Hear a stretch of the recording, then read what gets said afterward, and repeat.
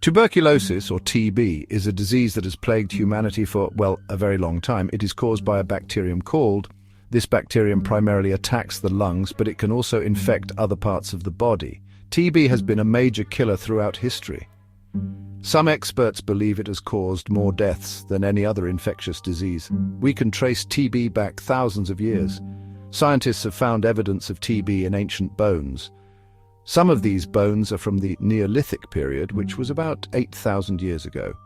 Ancient Egyptian mummies from 2400 BCE also show signs of TB. This tells us that TB has been around for a very long time. The presence of TB in ancient remains highlights its impact on human history. The disease likely influenced population size and migration patterns. It is a stark reminder that infectious diseases have shaped our past and continue to pose challenges in the present.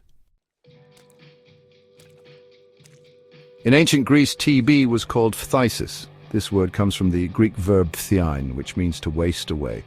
The name phtisis accurately described what happened to many TB patients. The disease often caused severe weight loss and weakness. People with TB looked like they were wasting away.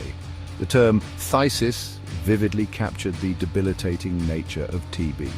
It reflected the disease's visible impact on the body, emphasizing the progressive decline and emaciation experienced by patients. The name itself evoked a sense of fear and despair. Many ancient physicians wrote about phtisis. Hippocrates, a famous Greek physician, described the disease in detail. He lived around 400 BCE.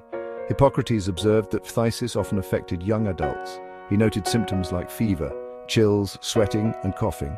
He also believed that phtisis could be passed down through families. Another physician, Aretius of Cappadocia, lived in the 2nd century CE.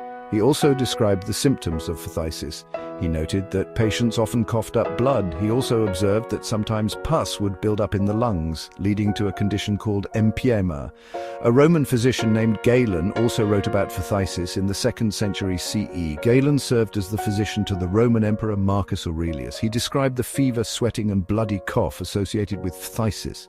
Galen even found small nodules, which we now call tubercles, in the lungs of people who had died from the disease. He believed that phtisis was contagious and warned people to avoid close contact with those who were sick. Section 4. Shifting terminology from phtisis to tuberculosis.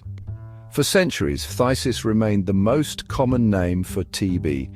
However, other names emerged over time. One such name was consumption, which highlighted the way the disease seemed to consume its victims. In the 18th and 19th centuries, TB was often called the White Plague or the White Death.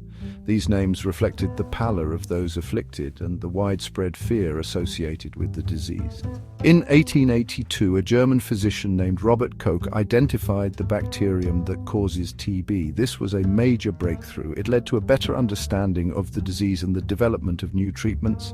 With Koch's discovery, the name tuberculosis became more common. This name comes from the word tubercle, which refers to the small nodules found in the lungs of TB patients. The term tuberculosis was first used by Johann Schönlein in 1834.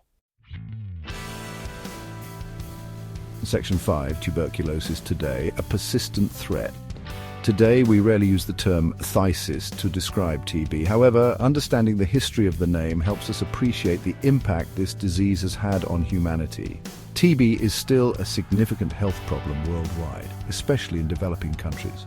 While TB is less common in developed countries, it remains a concern for certain groups, including military personnel. Close living quarters and deployments to areas where TB is more prevalent can increase the risk of transmission. The story of TB, from phtisis to tuberculosis, is a reminder that our understanding of diseases evolves over time. It also highlights the importance of continued research and public health efforts to combat this ancient foe.